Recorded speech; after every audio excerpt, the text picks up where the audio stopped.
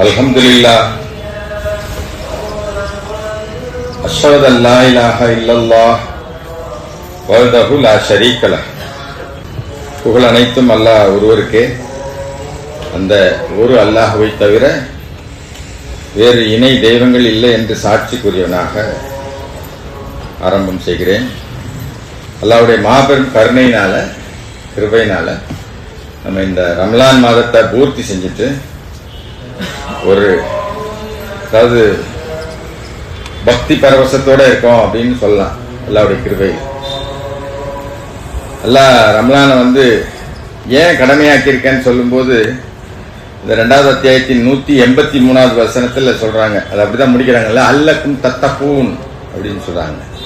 அவர்கள் மீட்சி அடையும் பொருட்டு. நான் வாசிக்கிறேன் ஒரு வாட்டி. நம்பிக்கை கொண்டவர்களே உங்களைத்தான், இன்னைக்கு இந்த மாதிரி ஒரு 4 வசனம் தான் நம்ம பார்க்கிறோம். இன்ஷா அல்லாஹ். நம்பிக்கை கொண்டவர்களே உங்களைத்தான், உங்களுக்கு முன்னிருந்தவர்களுக்கு விதிக்கப்பட்டிருந்தவாறே உங்களுக்கும் நோன்பிருத்தல் விதிக்கப்பட்டிருக்கிறது, நீங்கள் மீட்சி அடையும் பொருட்டு. லஅல்லக்கும் தத்தக்கும், லஅல்லக்கும் துஃப்லிஹூன் ஒரு இடத்துல சொல்றாரு, நீங்கள் வெற்றி அடையும் பொருட்டுன்னு சொல்றாரு. இந்த மாதிரி வசனங்கள் எல்லாம் நாம கொஞ்சம் டீப்பா அரபிக்கு, அது கொஞ்சம் டிரான்ஸ்லேஷன், மற்ற டிரான்ஸ்லேஷன்லாம் பார்க்கும்போது தான் ரஷாத் எப்படி நம்மளை அல்லாஹ் மட்டும்ங்கிற இடத்துக்கு கூட்டிட்டு போறாருங்கிறத நம்ம புரிய முடியும். அர் ரஹ்மான் அல்லமல் குரான், குரானுக்கு ஆசிரியர் அல்லாஹ் தான், கற்றுக் கொடுக்கிறவர் அல்லாஹ் தான். யார் இதை கற்றுக்கொள்ள முடியும் சொல்லும் போது none can grasp it except the sincere. 56வது அத்தியாயத்தில் 79வது வசனத்துல அக்கறை உடையவர்களை தவிர இதனை அடைந்து கொள்ள முடியாது அப்படின்னு சொல்றாங்க. குரானை டிரான்ஸ்லேட் பண்ணும்போது 39வது அத்தியாயத்தின் 45வது வசனத்தை படிக்கும் போதுதான் அவர் நினைக்கிறாரு, அல்லாஹ் என்ன நோக்கத்துல சொல்லியிருக்கிறாங்களோ அந்த நோக்கத்துல அந்த டிரான்ஸ்லேஷன் இல்ல, அதுக்காக தான் அதை டிரான்ஸ்லேட் பண்ண ஆரம்பிக்கிறேன், என் பிள்ளைங்களுக்கு உபயோகம் ஆகட்டும் அப்படின்னு தான் அவர் ஆரம்பிக்கிறார்.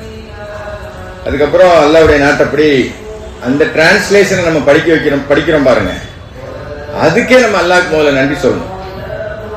ஏன்னா அச்சமூட்டி எச்சரிக்கை செய்யறது, அச்சமூட்ட வேண்டிய வேலை எல்லாம் இல்லை, எச்சரிக்கை செய்யறதும் நற்செய்தியை கொண்டு வர்றதுதான் தூதருடைய வேலை.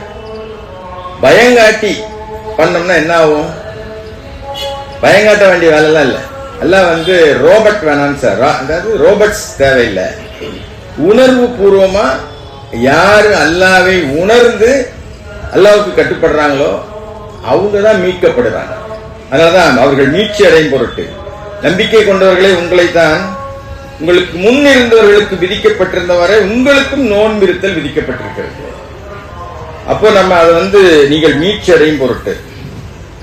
ஏன்னா இந்த டிரான்ஸ்லேஷன் பல்வேறு டிரான்ஸ்லேஷன்ல கம்பேர் பண்ணி இப்பெல்லாம் ரொம்ப ஈஸி நம்ம கம்பேர் பண்ணி பார்க்கறதுக்கு. ஒரு வசன நம்பரை போட்டுட்டு எல்லா டிரான்ஸ்லேஷனையும் கொடுன்னா சாட் ஜிபிடியே கொடுக்குது, கூகுளே கொடுக்குது, ஜெமினியே கொடுக்குது. நம்ம ஈஸியா கம்பேர் பண்ணி பார்க்க முடியும். அரபி ஏன் போய் பார்க்கலாம், நம்ம எப்படிலாம் அவங்க அதாவது அல்லாஹ் மட்டும் இல்லாம வேற ஒரு சோர்ஸ நம்புறதுனால எப்படிலாம் திசை திருப்பப்பட்டிருக்கிறார்கள் அப்படிங்கறத நம்ம பார்க்க முடியும். இப்ப கூட வளைகுடா நாட்டுல இவ்வளவு பெரிய பிரச்சனை நடக்கிறதுக்கு எவ்வளவு பவர் நம்ம பார்க்கிறோம். டெய்லி நியூஸ்ல எவ்வளவு பவர்ஃபுல்லா இருக்காங்க, உலகத்தையே கட்டுப்படுத்த முடியும். ஆனா எல்லாரும் ஒரே கொள்கையில வரல. வந்தாங்கன்னா அல்லாஹ் அப்பதான் சொல்லுவார், அவங்க எல்லாம் பிரிஞ்சு இருக்கிறதுனால நம்ம பலகீனப்பட்டு போயிருக்கிறோம். அதனால்தான் அல்லக்கும் துஃப்லிஹூன் சொல்றாரு 3வது அத்தியாயத்தின் 200வது வசனத்துல. இப்ப இன்னொரு வசனம் பாருங்க, இந்த மீட்சியை எப்படி அடையலாம் அப்படிங்கிறதுக்கு, நம்பிக்கை கொண்டவரே உங்களைத்தான், நீங்கள் அல்லாஹ்வுடன் பக்தியோடு இருக்க வேண்டும், அவரை நோக்கிய வழிகள் மற்றும் உபாயங்களை தேடிக்கொள்ளவும், மேலும் அவர் நிமித்தம் பாடுபட வேண்டும், நீங்கள் வெற்றி அடையும் பொருட்டு. 183ல அல்லக்கும் தத்தக்கும் சொன்னாங்க, இங்க கடைசியில அல்லக்கும் துஃப்லிஹூன் சொல்றாங்க. இந்த தத்தக்கூனுக்கும் துஃப்லிகூனுக்கும் எப்படிலாம் டிரான்ஸ்லேஷன் அவங்க போட்டிருக்காங்கன்னு வேற வேற ஆட்களை போய் பார்த்தா தான் நமக்கு, நம்மளே பார்க்கும்போது தான் அல்லாஹ் ஒரு அரபிய டிரான்ஸ்லேட் பண்ண வச்சு நமக்கு ஒரு அரபி நமக்கு நல்லா தெரியும். ரஷாத் வந்து அதாவது ஒரு தாய்மொழி அரபி. அவர் டைரக்டா டிரான்ஸ்லேட் பண்ணதுக்கும் கத்துக்கிட்டு டிரான்ஸ்லேட் பண்ணதுக்குள்ள வித்தியாசத்தை நம்ம புரிஞ்சுக்கலாம். ஒரே வார்த்தை தான் தக்வா அப்படிங்கிற வார்த்தைக்கு ஒரு இடத்துல வேற, அதாவது அந்த இடத்துல என்ன தேவையோ அந்த வார்த்தையை போட்டு டிரான்ஸ்லேட் பண்ணியிருக்கிறார். ஏன்னா இந்த பக்தி அப்படிங்கிறதுக்கு ரெவரன்ஸ் அல்லாவே இந்த பாருங்க 3வது அத்தியாயத்தின் 102வது வசனத்துல யா அய்யுஹல்லதீன ஆமனு தக்குல்லாஹு ஹக்க துகாத்திஹி வலா தமூதுன இல்லா வ அன்தும் முஸ்லிமூன் அப்படின்னு சொல்றார். நம்பிக்கை கொண்டவரே, நீங்கள் அல்லாஹ்வை கருத்தில் கொள்ள வேண்டிய விதமாக நீங்கள் அவரை கருத்தில் கொள்ள வேண்டும். மேலும் சரணடைந்தவர்களாக அன்றி நீங்கள் மரணித்து விட வேண்டாம் சொல்றேன். இங்க வந்து இந்த அப்சர்வ்ங்கிற வார்த்தையை போட்டிருக்காரு. மற்ற டிரான்ஸ்லேஷன் என்ன போட்டிருக்காங்க நீங்க போய் பாருங்க. நம்ம போய் பார்க்கணும், அப்பதான் நமக்கு அது தெரியும்.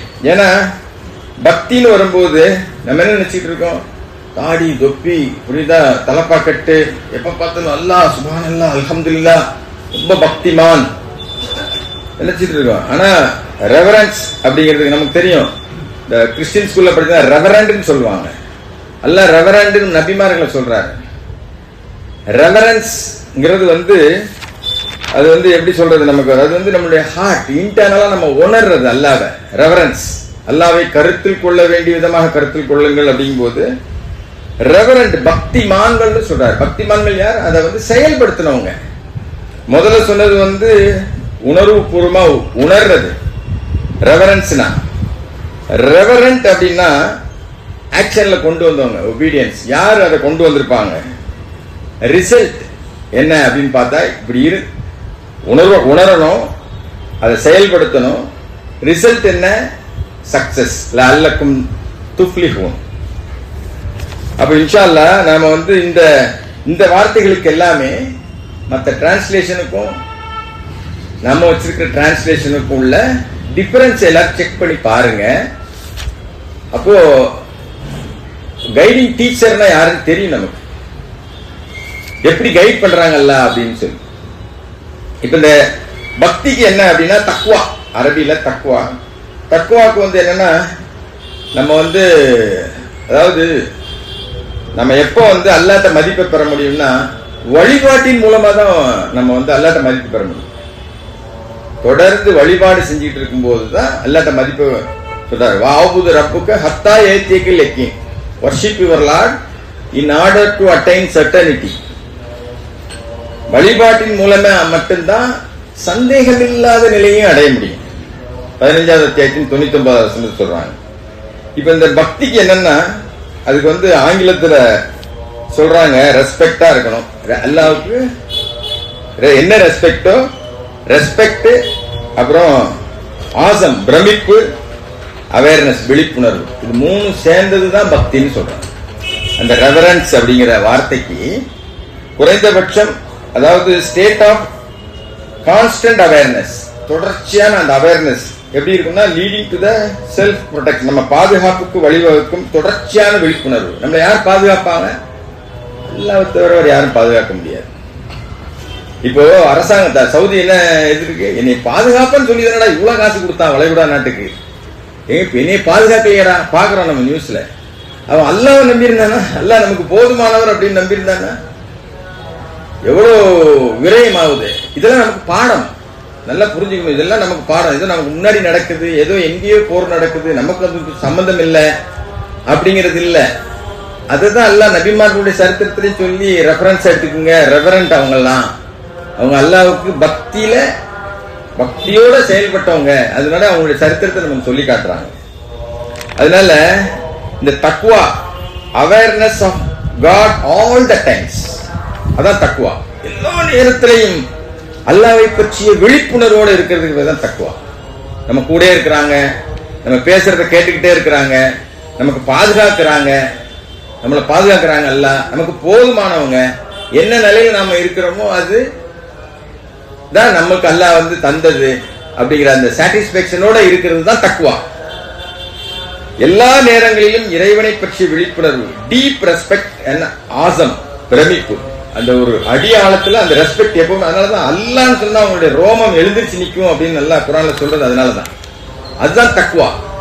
அல்லாஹ் தானே நான் பாத்துக்கிறேன், நான் பதில் சொல்லிக்கிறேன் அப்படின்னு சொல்லிட்டு போறோமா? இல்ல இல்ல, அதாவது எப்படி சொல்றாரு பாருங்க, ஒவ்வொருத்தருடைய தலைவிதியை நான் நிர்ணயிச்சிருக்கிறேன் அல்ல. அதனால அந்த மாதிரி இருந்தோம் அப்படின்னா அந்த ஸ்டேட்டஸ்ல நாம உண்மையதான் பேசுவோம், அநியாயமா நடக்க மாட்டோம். அநியாயம் தெரியுதா தவிர்த்துருவோம், ஆளுக்கு தகுந்தாப்புல பேச மாட்டோம், ஒரு சார்பா பேச மாட்டோம், இல்ல பேசாம இருந்துருவோம். ஒரு சார்பா பேசுறதை விட பேசாம இருக்கிறது ரொம்ப நல்லது இல்ல. அப்புறம் கோபத்தை அடக்கிறது.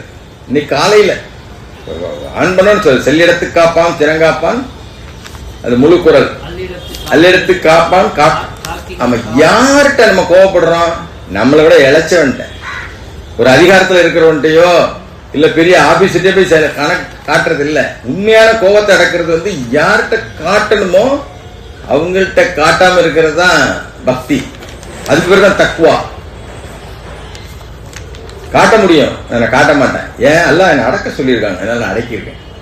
அதாவது எல்லா நேரத்திலையும் அல்லாவை பற்றிய உணர்வோட இருந்து செயல்படுறதுக்கு பேர் தான் பக்தி. அப்புறம் ஸ்டேயிங் சின்சியர், எப்பவுமே அக்கறையோட செயல்படுறது. எப்பவுமே அது சிந்தனையா இருக்கட்டும், பேச்சா இருக்கட்டும், இல்ல செயல்பாடா இருக்கட்டும், எல்லாத்திலுமே ஒரு அக்கறை, சின்சியர். அதான் சொல்றாங்க, none can grasp it except the sincere. அப்படி இருந்தா மட்டுமே தான் இந்த குரானை நம்ம அடைய முடியும். குரானுங்கிறது ஏதோ எழுத்தோ புத்தகமோ இல்லைங்க, கருத்து. அந்த கருத்து நம்ம கூட எப்பவுமே இருக்கணும். அப்படின்னா அதுதான் தினசரி நீ படி படி படின்னு சொல்லிட்டே இருக்க. விக்ர பிஸ்மி ரப்பிக்கல் லதி ஹலக்கும், இறைவனுடைய பெயரால நீங்க படிங்க அப்படின்னு சொல்றாரு. குரான் எடுத்துக்கூறப்படும் போது நீங்கள் கருத்தூன்றி செவியேற்கவும் கவனத்தில் எடுத்துக்கொள்ளவும் வேண்டும் சொல்றாரு. கேளுங்க.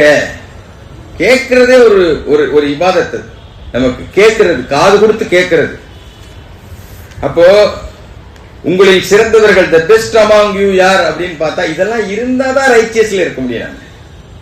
நான் கோவப்படுவேன் ஆனா ரைச்சியஸா இருக்கேன், நல்லா புரிஞ்சுங்க. நான் பொய் சொல்லுவேன் ஆனா ரைச்சியஸா இருக்கேன், புரியுதா? அப்படி சொல்ல முடியாது. நான் ஒன் சைடா பேசுவேன் நான் ரைச்சியஸா இருக்கேன், எப்படி சொல்ல முடியும்? இதெல்லாம் உள்ளடக்கியது தான், ஹோலிஸ்டிக் தான். அப்போ இப்ப நான் வசனம் படிக்கிறேன் பாருங்க. உங்களுடைய காரியங்கள் பல்வேறு விதங்களாக இருக்கின்றன. இந்த உலகத்துல பாருங்க, ஒவ்வொருத்தரும் ஒவ்வொரு வேலை செய்யறோம், ஒவ்வொரு லெவல்ல படிச்சிருக்கிறோம், ஒவ்வொரு நிலைகள்ல இருக்கிறோம். உங்களுடைய காரியங்கள் பல்வேறு விதங்களாக இருக்கின்றன. உண்மைதானே? எவன் ஒருவன் தர்மத்தை கொடுத்து நன்னறியை பராமரிக்கிறானோ, மேலும் வேதத்தை ஆதரிக்கின்றானோ, மகிழ்ச்சியின்பால் அவனை நாம் செலுத்துவோம். லஅல்லக்கும் தத்தக்கும் லஅல்லக்கும் துஃப்லிஹூன், அவர்கள் மீட்சி அடையும் பொருட்டு, அவர்கள் வெற்றி அடையும் பொருட்டுன்னு சொல்றாங்களே. உண்மையான மீட்சி எது, உண்மையான வெற்றி எதுன்னு பார்த்தா ஹாப்பினஸ் தான், மகிழ்ச்சி தான். இந்த சைன் ஆஃப் சப்மிஷன். நான் சரணடைவில் இருக்கிறேன் அப்படின்னா மகிழ்ச்சியோட இருக்கிறேன்னு அர்த்தம். நான் மகிழ்ச்சி இல்லாம இருந்தேன் அப்படின்னா நான் பாவ மன்னிப்பு கேட்கணும். ரொம்ப மகிழ்ச்சியா இருந்தான்னா அல்ஹம்துலில்லாஹ் சொல்லிக்கிட்டே இருக்கணும். மகிழ்ச்சி இல்லைன்னா என்ன அர்த்தம்? நான் சரணடைதல இல்ல, அல்லாஹ்வை பரிபூரணமா நான் ஏற்றுக்கொள்ளவில்லை அப்படின்னு தான் அர்த்தம். அடுத்த அதே இது 92வது அத்தியாயம், அப்படி சின்ன அத்தியாயம் தான். செல்வந்தனாக இருந்த போதிலும் எவன் கஞ்சத்தனமாக இருக்கிறானோ, மேலும் வேதத்தின் மீது நம்பிக்கை கொள்ள மறுக்கிறானோ, துன்பத்தின் பால் அவனை நாம் செலுத்துவோம். துன்பப்படுறோம் அப்படின்னா அல்லாஹ் சொன்ன விஷயத்தை எதையோ நம்ம செயல்படுத்தாம இருக்கிறோம், நம்பல, முழுசா நம்பல. அதாவது 1 கொடு 700 ஆகும்னு சொல்றாரு. அந்த நம்பி, அதாவது எதிர்பார்க்காம எதை கொடுக்கறதுன்னு கேளுங்க, மிச்சம் இருக்கிறத கொடுன்னு சொல்றாரு. அவர்கள் மட்டும் எதை கொடுக்கறதுன்னு கேளுங்க, கிவ் த எக்ஸஸ். அந்த எக்ஸஸை நிர்ணயம் பண்றது யாரு? நம்ம தான். அதாவது நாளைக்கு எனக்கு அல்லாஹ் போதுமானவன் நம்பி நம்ம கொடுக்கறோமா? ஐயோ நாளைக்கு என்ன ஆகும், நாளை கழிச்சு என்ன ஆகும்? அல்லாஹ் சொல்றாரு. எதை பைபிள்ல லூக்ல 12வது அதிகாரத்துல 30, 29, 30, 31, எதை உண்போம் எதை குடிப்போம் என்று கேளாமலும் சந்தேகப்படாமலும் இருங்கள். கடவுளின் சாம்ராஜ்யத்தை தேர்ந்தெடுங்கள். நீங்க விரும்பிய எல்லாம் உங்களை பின்னாடி பின்தொடரும் சொல்ற.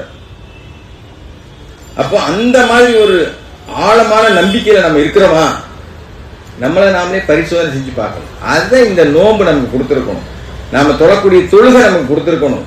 அதுக்கு எல்லாம் முன்னாடி நம்ம அல்லாஹ் மட்டும்ங்கிற அந்த நம்பிக்கை நமக்கு அதை கொடுத்திருக்கணும். அதனால அவன் செல்வந்தனாக இருந்த போதிலும் எவன் கஞ்சத்தனமாக இருக்கிறானோ, மேலும் வேதத்தின் மீது நம்பிக்கை கொள்ள மறுக்கிறானோ, துன்பத்தின் பால் அவனை செலுத்துவோம். அவன் வீழும் போது அவனுடைய பணத்தால் அவனுக்கு உதவி செய்ய இயலாது. நம்ம எல்லாம் நினைச்சிட்டு இருக்கோம் காசை கொடுத்து எல்லாத்தையும் சரி பண்ணிடலாம் அப்படின்னு. முடியாதுங்க. நம்ம கூட பாக்குறோங்க, நம்ம பில்டிங் கட்டும் போது ஒரு முடிவு எடுத்தா எல்லாரும் சேர்ந்து அதுக்கு போக வேண்டாங்க, அல்லாஹ் சொன்னது இப்படித்தான், நம்ம அதுக்கு நமக்கு எல்லாம் போதுமானவர் சொல்றோம். இதுவரைக்கும் எல்லாம் நமக்கு எல்லா வகையிலும் உதவி தான் செஞ்சிருக்காங்க. அது அனுபவபூர்வமா நம்ம பார்க்கும்போது தான் தெரியும் அல்லாஹ்வுடைய வெற்றி எவ்வளவு பக்கத்துல இருக்கு அப்படின்னு சொல்லி. அவங்க சொன்னாங்க வெற்றி வந்து ரொம்ப கிட்ட இருக்கு, ஆனா நம்ம ரொம்ப தூரமா நினைக்கிறோம். கரெக்டா இருந்தாலே போதுங்க. சப்மிஷன்ல இருக்கிறது ஈஸி, சப்மிஷன்ல இல்லாம இருக்கிறதாங்க கஷ்டம். அது நம்ம ஒவ்வொருத்தரும் செஞ்சு பார்த்தா தான் தெரியும். அந்த நம்பிக்கையில உணர்ந்து செஞ்சும் போதுதான் நமக்கு அந்த அனுபவம் நமக்கு கிடைக்கும். இதெல்லாம் பெரிய விஷயமா நம்ம நினைக்கிறோம். ஊரோட ஒத்து போகணும், உலகத்தோட ஒத்து போகணும். உலகத்தோட ஒத்து போறதுக்காக நம்ம இங்க வரல, நம்ம தனிச்சு நிக்கிறதுக்கு தான் வந்திருக்கோம். இதை நம்ம புரிஞ்சுக்கிட்டோம்னா மற்றவங்களை பத்தி நம்ம கவலைப்பட மாட்டோம். வழிகாட்டலை நாமே வழங்குகின்றோம் எல்லாம் சொல்றாங்க. வழிகாட்டல் நமக்கு இந்த ரங்கநாத சீட்டு மேல அந்த யாராவது ரங்கநாத சீட் போயிருந்தீங்கன்னு வைங்க, அந்த பாலத்துக்கு மேல இருந்து பார்த்தா ஒரே ஜன கூட்டமா இருக்கும். எப்படிடா இறங்கி இங்க போறதுன்னு நம்ம பார்ப்போம். நீங்க ஒரு இறங்கி போய் பாருங்க, ஈஸியா இருக்கும் வழி, போனவங்களுக்கு தெரியும். அது மாதிரிதான் உலகம் பூரா அப்படித்தான் இருப்பாங்க. நமக்கு போனா நமக்கு தனி வழி இருக்காங்க. வழிகாட்டலை நாமே வழங்குகின்றோம், மறு உலகையும் அவ்வண்ணமே இவ்வுலகையும் நாமே கட்டுப்படுத்துகின்றோம். அல்லாஹ் நம்ம கட்டுப்படுத்துறாங்க. தன்னுடைய செல்வத்தில் இருந்து தர்மம் கொடுப்பவர், பிரதிபலனாக எந்த ஒன்றையும் நாடாதவர், மிகவும் உயர்ந்தவரான தன்னுடைய இரட்சகரை மட்டுமே நாடுபவர். நிச்சயமாக அவர்கள் மீட்சி அடைந்திடுவார். நோன்பு சொன்னாங்களா, நோன்பு எதுக்காக கடமையாக்கியிருக்கேன், உங்களுக்கு முன் இருந்தவர்களுக்கு முன்னால் நான் எப்படி கடமையாக்கணும் அதே மாதிரி உங்களுக்கு ஏன் கடமையாக்கணும்னா அல்லக்கும் தத்தக்கும், நீங்கள் மீட்சி அடையும் பொருட்டு. இங்க மீட்சி என்ன சொல்றாரு, நோன்புக்கு அடுத்தது எது, நம்ம அடுத்தது என்னது, ஜக்காத், தர்மம். பிரசாதோட பயானை வந்து மாஷா அல்லாஹ் நிறுத்தி டிரான்ஸ்லேட் பண்ணி சொல்றாரு. ரெக்கார்ட்ல இருக்கு, எப்போ வேணா யார் வேணா போய் கேட்கலாம். இப்ப அந்த மாதிரி ஒரு இதுல இருக்கும். எனக்கு தெரியாது, எனக்கு இங்கிலீஷ் தெரியாத சொல்றதுக்கு வேலையே இல்லை. ஒரு சென்டென்ஸா தம்பி வந்து அதை டிரான்ஸ்லேட் பண்ணி அவர் வீடியோவையும் அவர் பேசுறதையும் பார்க்கலாம், டிரான்ஸ்லேஷனையும் பார்க்கலாம். முந்தா நாள் சொன்னாரு சக்காத்துனா என்ன, சதக்கானா என்ன. அதனால பார்க்காதவங்க தயவு செய்து அதை பாருங்க. அவருடைய டிரான்ஸ்லேஷனை சும்மா மேலோட்டமா படிக்காம, அதாவது நீங்கள் சிந்திக்கும் பொருட்டு நான் இந்த குர்ஆன் உங்களுக்கு எளிமையாக்கி இருக்கேன்னு சொல்றாரு. அதனால இந்த மாதிரி விஷயங்களெல்லாம் கம்பேர் பண்ணி பாருங்க, நம்ம எவ்வளவு தூரமா இருக்கோம் அப்படின்னு தெரியும், எவ்வளவு அல்லாஹ்க்கு கிட்ட இருக்கங்கிறது நமக்கு தெரியும், மற்றவங்க எவ்வளவு தூரமா இருக்கிறாங்க அப்படிங்கறதும் புரிஞ்சுக்கலாம் நம்ம. அதனால தன்னுடைய செல்வத்தில், அதாவது நம்பிக்கை கொண்டவரே, உங்களைத்தான் அல்லாஹுவை கருத்தில் கொள்ள வேண்டிய விதமாக நீங்கள் அவரை கருத்தில் கொள்ள வேண்டும். மேலும் சரணடைந்தவர்களாக அன்றி மரணித்து விடாதீர்கள். இது நம்மளுடைய பிரார்த்தனையாவே இருக்கணும். எப்பவுமே சப்மிஷனா இருக்கும் போதே நம்ம மரணிக்கணும். ஏன்னா நம்ம எப்போ ஈமான் கூடுது எப்போ ஈமான் குறையுதுன்னு தெரியல. யாரையாவது ஏதாவது வச்சிருந்தாங்கன்னா அது பார்த்தோன்னா நம்ம ஈமான் மாறிடுது. இது மாதிரி நமக்கு வேணும், இது மாதிரி நாமளும் இருந்தா எப்படி இருக்கும், அது என்னெல்லாம் எல்லா விஷயத்தையும் அதுக்கு சில உதாரணங்களை நம்ம பார்க்கலாம். அல்லாஹ்வின் பாதையில் மிகச் சிறந்தவர், மிகவும் நன்னெறி மிக்கவரே. அல்லாஹ் எல்லாம் அறிந்தவர், நன்கறிந்தவர். கூறுவீராக, அல்லாஹ்வின் பொக்கிஷங்களை நான் வைத்துள்ளேன் என்று நான் உங்களிடம் கூறவில்லை. இது யார் சொல்றான், நம்ம ஒவ்வொருத்தரும் சொல்லணும். தூதர் சொல்லியிருக்காரு, நபி சொல்லியிருக்கிறார். அன்றி எதிர்காலத்தை நான் அறிந்தவனும் அல்ல, என்ன நடக்கும்னா எனக்கு தெரியாது. அன்றி நான் ஒரு வானவன் என்று உங்களிடம் கூறவில்லை. எனக்கு வெளிப்படுத்தப்பட்டவற்றை மட்டுமே நான் பின்பற்றுகின்றேன். ஆமன ரசூலி பிமா உன்சில இலைஹி மின் ரப்பி, அல்லாஹ்விடமிருந்து இறக்கப்பட்டதை மட்டுமே அவங்க நம்புவாங்க. மூமின்களும் அப்படிதான் நம்புவாங்க. 2:285, இது 6:50. கூறுவீராக, குருடரும் பார்ப்பவரும் சமமாவார்களா? நீங்கள் சிந்திக்கவில்லையா? எல்லாம் நம்ம கேட்காங்க. குருடரும் பார்வையுடரும் சமமாவார்களா? எல்லாமே ஓப்பனா எல்லா டிரான்ஸ்லேஷன் இருக்கு. எது வேணும் உனக்கு? சமமாவார்களா? மேலும் தங்களுடைய இரட்சகரின் முன் ஒன்று திரட்டுதலை அஞ்சுகின்றவர்களுக்கு இந்த குர்ஆனை கொண்டு பிரச்சாரம் செய்கிறார். அவர்களுக்கு அவரை அன்றி ஒரு இரட்சகராகவும் அதிபதியாகவும் அன்றி ஒரு பரிந்துரைப்பராகவும் எவரும் இல்லை, மீட்சி அடைந்தோர். இந்த நம்பிக்கையே நமக்கு வேணும். அதனாலதான் இந்த வசனம் ஒண்ணுமே எல்லாமே அந்த மீட்சி அடையும் பொருட்கள் சொல்ற வசனத்தை மட்டும் தான் நான் படிச்சிருக்கேன். நம்பிக்கை கொண்டவர்களே, உங்களைத்தான் அந்த வசனத்தை தான் படிச்சிருக்கேன். இன்ஷா அல்லாஹ் மிச்சத்தை நம்ம அடுத்த குத்பால பார்க்கலாம். தூபு இலல்லாஹ். அல்ஹம்துலில்லாஹ் அஷ்ஹது அல்லா இலாஹ இல்லல்லாஹ் வஹ்தஹு லா ஷரீக லஹ். ஒரு சின்ன உதாரணம், இவ்வளவு நேரம் பார்த்த வசனத்தை பார்த்தோம். ஒரு சின்ன உதாரணம் மூலம் நான் இவ்வளவு நேரம் பார்த்த விஷயத்த நம்ம தக்வாவோட இருக்கமா அப்படிங்கறத பார்க்கலாம். நடைமுறை உதாரணம், நிறைய உதாரணம் எல்லாம் நமக்கு சொல்லி காட்டுறாங்க. இருந்தாலும் இது தினசரி, அது ஒரு சின்ன எக்ஸாம்பிள் தான். ஜாக்கிங் போயிட்டு இருக்கிறார் ஒருத்தர். ஜாக்கிங்னா தெரியும், நம்ம அந்த தொங்கோட்டம் ஓடுறோம் இல்லையா, அதுக்கு பேர் தான் ஜாக்கிங். மக்காவுக்கு போயிட்டவங்க தெரியும். ஓட்டமும் இல்லாம நடையும் இல்லாம விதப்படும். பக்கத்துல ஒருத்தர் கொஞ்சம் முன்னாடி போய்கிட்டு இருக்கிறார் ஜாக்கிங். அவர் பார்த்தா நம்ம 2 பேரும் ஒரே ஸ்பீட்ல தான் போறோம். இவரை முந்தினா எப்படி இருக்கும்? இந்த கார்ல போகும்போது சின்ன பசங்க சொல்லுவாங்க, அந்த காரை முந்துங்க, இந்த காரை முந்துங்க, இந்த காரை முந்துங்கன்னு சொல்லி. அப்படி நிறைய போய் ஆக்சிடென்ட்லாம் ஆயிருக்கு.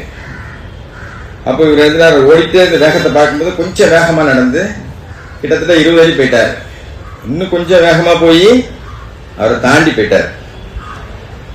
தூரம் குறைஞ்சிக்கிட்டே வந்துச்சு, அவரை தாண்டி போயிட்டார்.